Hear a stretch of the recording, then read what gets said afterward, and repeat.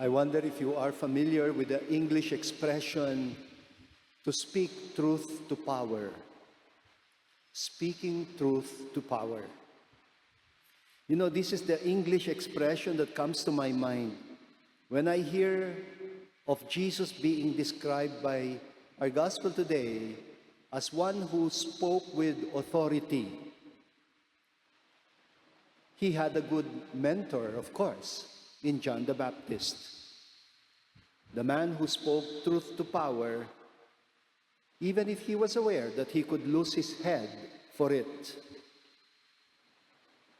He was not the type who could be intimidated, either by Herod, whom he called a fox, a wild dog, or neither could he be intimidated by the priestly class called the Sadducees, with whom he got into conflict when he denounced the buying and the selling that these people had allowed in the temple's courtyard.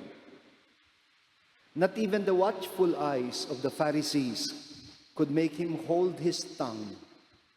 He told them straight to their faces that they devour the houses of widows and as a pretext, recite lengthy prayers.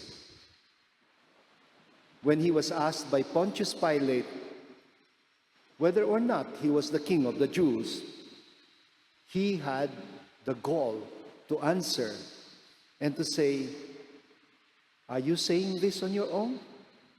Or have others merely told you about me?" And in today's gospel, Jesus is being challenged by a man who was possessed by an evil spirit. The aggressive spirit calls him by name, Jesus of Nazareth, and identifies him as the Holy One of God. You know, in Jewish culture, naming a person is supposed to be an assertion of power over that person. And take note, the possessed man, or rather the spirit inside him, speaks in the first person plural. He doesn't say I or me. He says we or us, to suggest na hindi siya nag-iisa. He was not alone. In another story of exorcism, the narrative about the possessed man from the region of Gerasa in chapter 5 of St. Mark's Gospel, when Jesus commands the evil spirit to name or identify himself, ang answer niya ay, "Legion." There are many of us. Legion. Alam niyo ba kung gaano karami ang legion?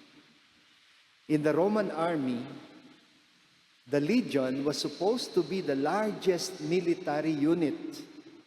It could have around 4,200 foot soldiers and 300 horse-riding soldiers. Wow! Pagsamahin niyo yon, 4,200 and 300, that's 4,500 devils possessing just one person. But Mark tells us that not even the threat of numbers could intimidate Jesus. Si Pope Francis, he loves to speak about this. He speaks about speaking truth to power in many of his papal audiences. And he has popularized the word for it. The Greek word for this is paresia. Sometimes people hear the word and they say, "What's he talking about?" Paresia. Sa Tagalog, ang katumbas nito ay yung tinutumbok ang ibig sabihin. O dinidiretso. Hindi na nagpapaligoy-ligoy pa. It's not just about being frank. It's more about speaking boldly or speaking with courage or with conviction. Well, this is something that becomes difficult when you are already conditioned to always play safe or be diplomatic or when you tend to overqualify your message because you want to please everybody. And that's when you lose parousia, sabi ni Pope Francis. You know, people who write strongly worded letters of complaint or criticism, but do not have the courage to sign their names on the letter, walang parousia. There is no way they can expect their words to be taken seriously if they speak out, but they hide themselves behind the cloak of anonymity. When I was ordained a deacon, I remember the bishop reminding me that the ministry that was being entrusted to me was about being a herald of the Word of God. And he summarized the 3 points needed in order to be able to exercise parousia or to speak truth to power. Tatlong bagay. He said, believe what you read, teach what you believe, and practice what you teach.